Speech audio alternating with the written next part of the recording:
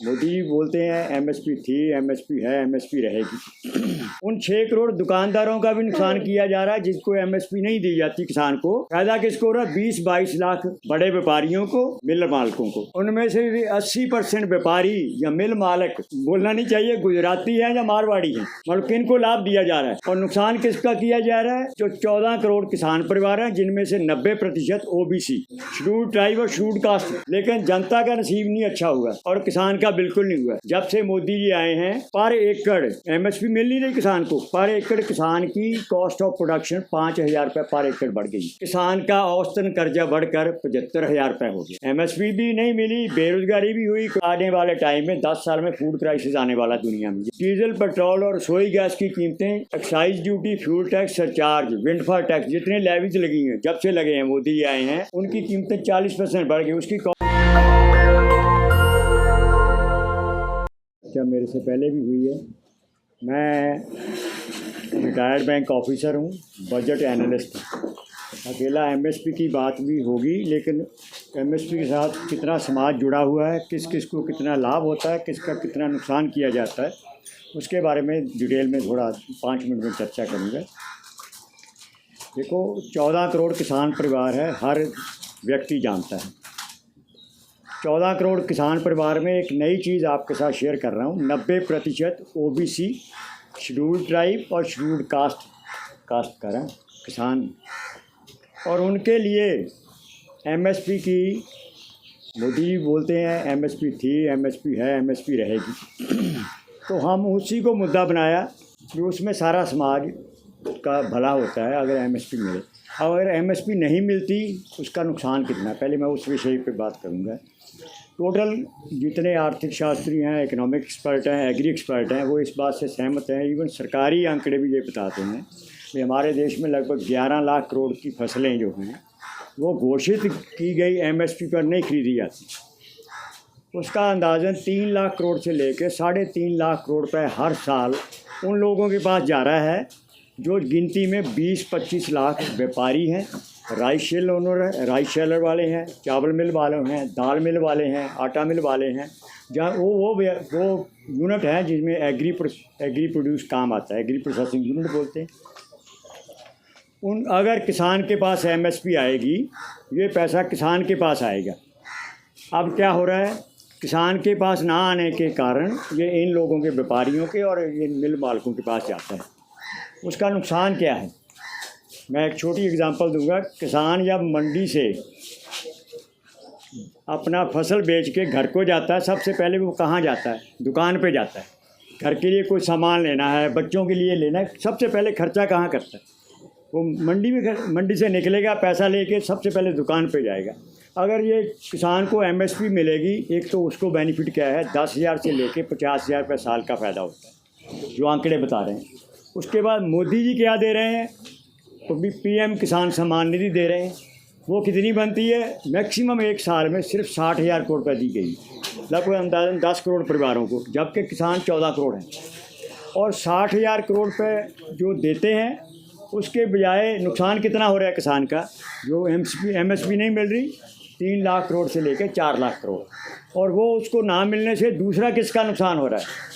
वो नुकसान हो रहा है जो 6 करोड़ दुकानदार हैं गांव में, कस्बे में, छोटे शहरों में, बड़े शहरों में। और अगर किसान के पास पैसा आता तो एक 6 करोड़ दुकानदारों का भी फ़ायदा होता है।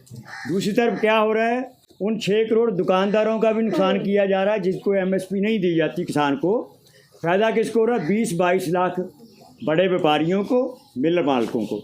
और उनमें से भी बड़ी हैरानी होगी, मैं वो आंकड़े प्रूव कर दूंगा, उनमें से भी 80% व्यापारी या मिल मालिक, बोलना नहीं चाहिए गुजराती हैं या मारवाड़ी हैं, मतलब किनको लाभ दिया जा रहा है। और नुकसान किसका किया जा रहा है? जो 14 करोड़ किसान परिवार हैं जिनमें से 90% ओबीसी, शेड्यूल्ड ट्राइब और शेड्यूल्ड कास्ट किसान हैं। और दूसरा नुकसान किसका किया जा रहा है? 6 करोड़ दुकानदार हैं जिनमें, उनमें भी 60 to 70% ओबीसी, शेड्यूल्ड कास्ट और शेड्यूल्ड ट्राइब के लोग हैं।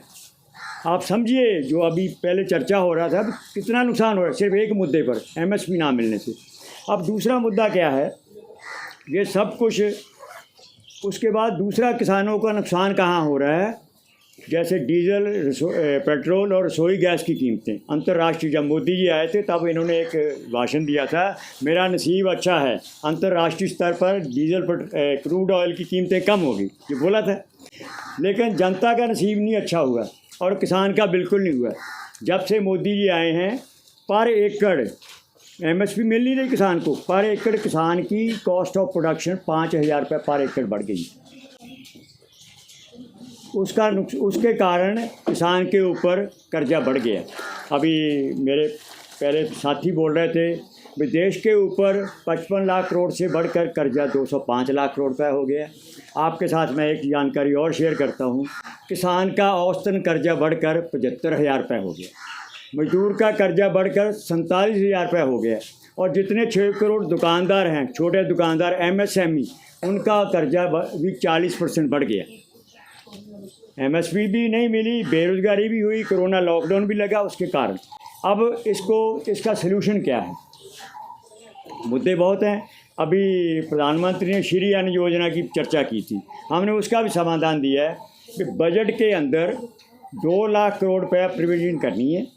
जैसे पहले FCI बनी हुई, ऐसी FCI को दे दो, जहाँ FCI ऐसी को नई एजेंसी बना दो, वो 12 लाख करोड़ की फसलें खरीदेगी।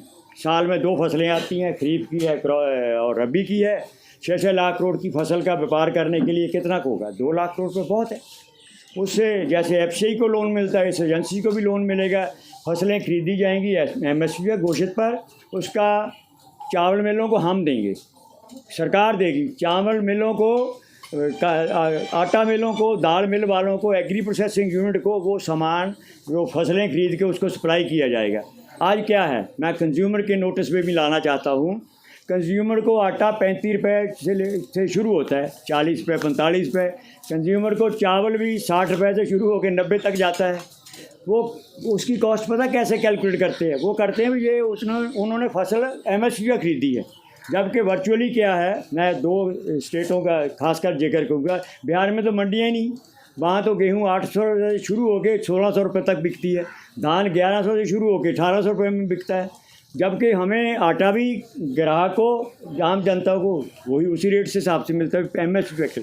मतलब उनका अननेसेसरी बहुत ज़्यादा जो उनके पास नुकसान कंज्यूमर का भी हो रहा है। सलूशन हमने दिया है, मैं विकास फाउंडेशन की तरफ से सिर्फ 1 मिनट में अपनी बात ख़त्म करूँगा। उसमें क्या है, बजट में 2 लाख करोड़ रुपये प्रोविजन करके सारी फसलें MSP पे खरीदी जाएंगी, व्यापार किया जाएगा। आने वाले टाइम में 10 साल में फूड क्राइसिस आने वाला दुनिया में, जितनी ये लड़ाई लड़ रही है, उसके लिए किसान को MSP दी जाएगी। वो पैसा छोटे दुकानदार के पास आएगा, अगर किसान के पास पैसा आएगा तो मजदूर के पास भी पैसा आएगा। सिर्फ एक मुद्दे पर, जिसमें पिछड़ा, अति पिछड़ा, दलित, आदिवासी को भी लाभ हो रहा है, देश के किसान को, उसके साथ दुकानदारों को भी लाभ हो रहा है। तीसरा, उसके साथ जो मजदूर है उसका भी लाभ हो रहा है। चौथा है, इतना पैसा अगर किसान के पास आएगा, रूरल इकॉनमी में जाएगा, रूरल इकॉनमी ग्रो करेगी, एम्प्लॉयमेंट भी बढ़ेगी। सो उसके लिए मैं आपको वो प्रेस विज्ञप्ति दूँगा। हमने 22 दिसंबर 2022 से ये मतदाता जागृति अभियान शुरू किया गया है, जिससे देश के हर परिवार को फ़ायदा होगा। उसमें एक मुद्दा मैं और जोड़ दूं, डीजल, पेट्रोल और रसोई गैस की कीमतें, excise duty, fuel tax, surcharge, windfall tax, जितने लेवीज लगी हैं, जब से लगे हैं, मोदी जी आए हैं, उनकी कीमतें 40% बढ़ गई। उसकी कॉस्ट 25,000 करोड़ रुपये बनती है पर मंथ की।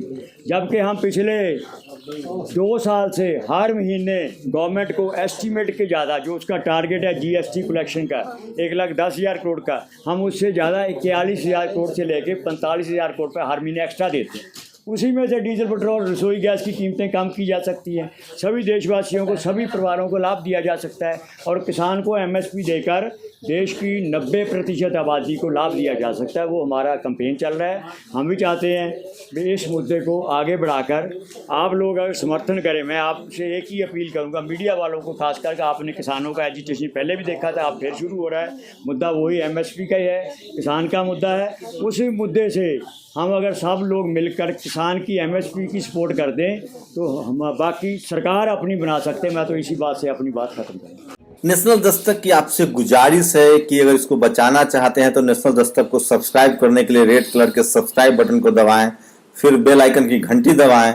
नेशनल दस्तक को बचाने के लिए बहुत जरूरी है कि हर खबर को शेयर करें, लाइक करें, कमेंट जरूर करें।